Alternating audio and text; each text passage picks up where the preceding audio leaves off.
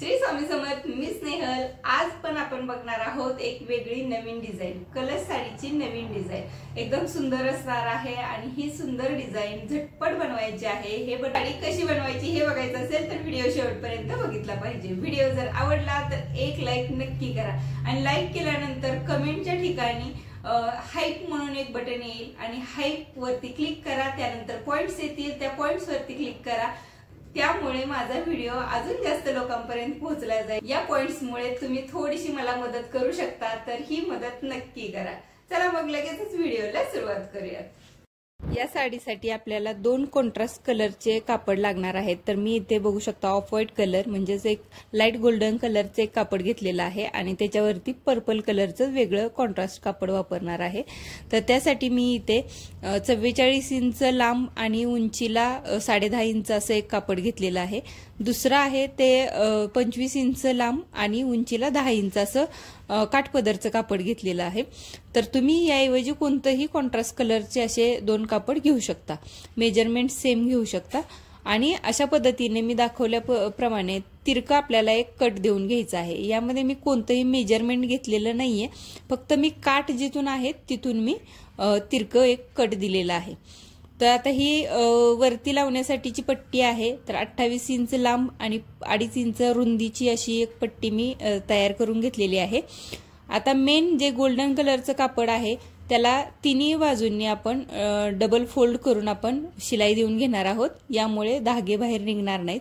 आता इथे मी जे कापड वापरलेलं आहे ते थोडंसं जाड आहे काठपदर साडीचं असल्यामुळे, तर त्यामुळे मी इथे अस्तर लावलेलं नाहीये। पण तुमच्याकडे जर एकदम पातळ कापड असेल, तुम्ही ब्लाऊज पीसचं जर सिंपल शिवत असाल तर तुम्ही इथे अस्तर वापरा। त्यामुळे काय होईल, तुमचे प्लीट्स आहेत त्या एकदम छान सुंदर दिसतील। हे जाड कापड असल्यामुळे मी सिंगलच वापरलेलं आहे।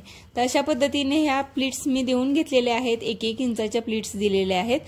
आता हे जे पर्पल कापड आहे त्याच्याही दोन्ही बाजू आहेत ओपन, त्या आपण डबल टिप देऊन क्लोज करून घेऊया आणि सेम पद्धतीने याला सुद्धा प्लीट्स देऊन घ्यायचे आहेत वरच्या बाजूने, म्हणजे तिरका जो कट दिलेला आहे तिथे आपण प्लीट्स देऊन घेणार आहोत।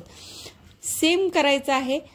हे फक्त आपल्याला अर्ध्यापर्यंतच आपण हे कापड जोडणार आहोत। तुम्ही बघू शकता हे पूर्ण साडी कव्हर होणार नाहीये, कारण आपल्याला ते दोन्ही कलर छान कॉन्ट्रास्टमध्ये दिसायला पाहिजेत।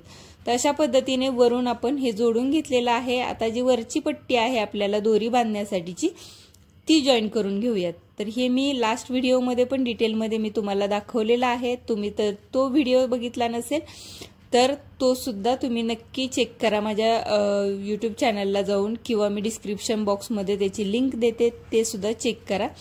तो सुद्धा साडीचा व्हिडिओ खूपच सुंदर आहे। तर अशा पद्धतीने आपण हे जॉईन करून घेणार आहोत।